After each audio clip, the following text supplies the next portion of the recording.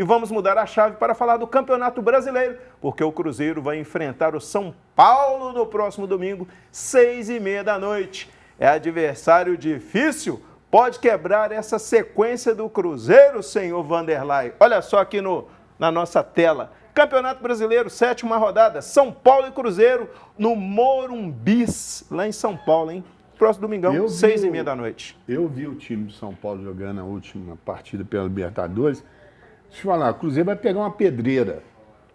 Não adianta chegar lá e querer encarar o time de São Paulo, não, que vai tomar um chocolate, viu? Porque depois que esse treinador do São Paulo entrou aí, o time é outro. Totalmente diferente. Um time mais aguerrido, um time com vontade de jogar, um time com jogadores determinados. Eu achei um time realmente muito diferenciado do que há 6 partidas atrás. Totalmente diferente. Então o Cruzeiro se prepare, porque se vier com empate lá é um alto negócio. Ô, Matheus, o Zubeldia conseguiu organizar o time de São Paulo, isso não é segredo para ninguém. A gente viu que mudou, assim, 100% a equipe. Sem contar que essa equipe do São Paulo é muito qualificada.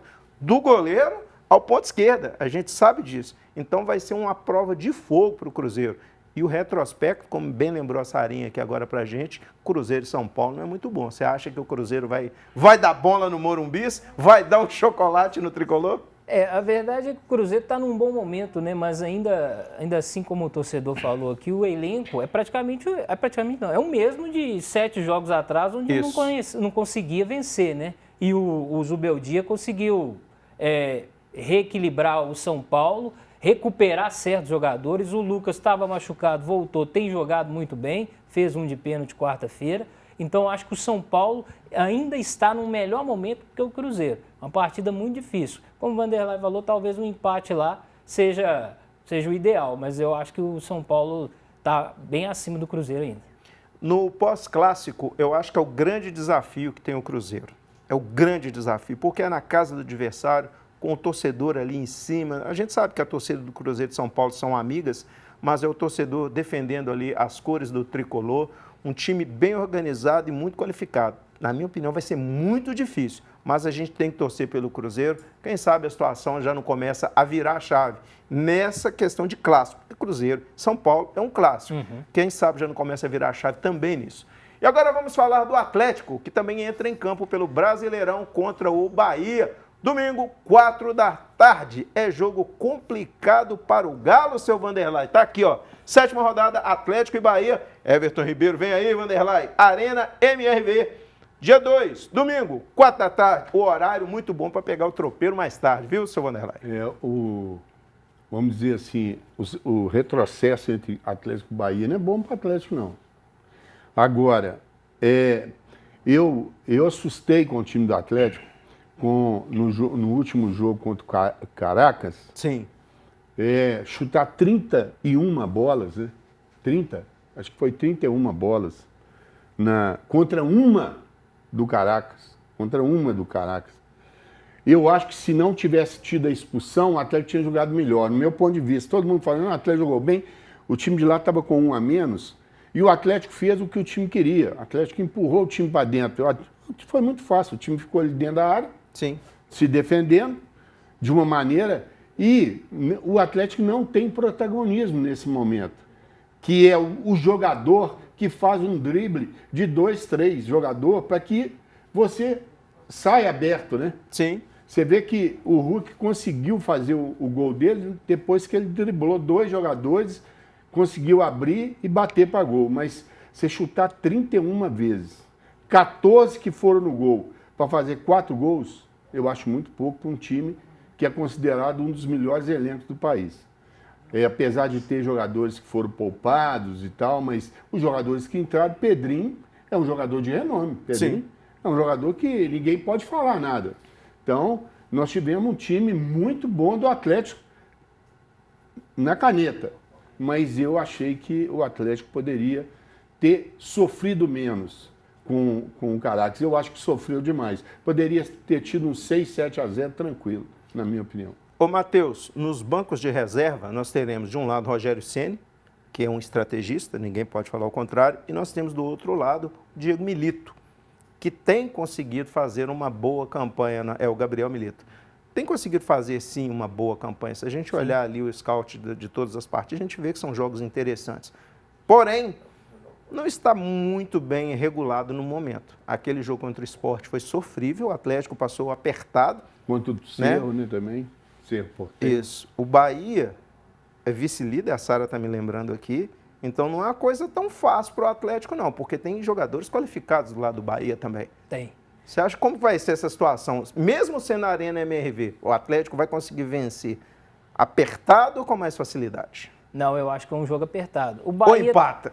Não, eu acho que o Atlético vence domingo. O Atlético está descansado, né? Porque poupou muitos jogadores na terça-feira por causa de cartões, mas eles eram titulares, né? Então o Atlético está descansado.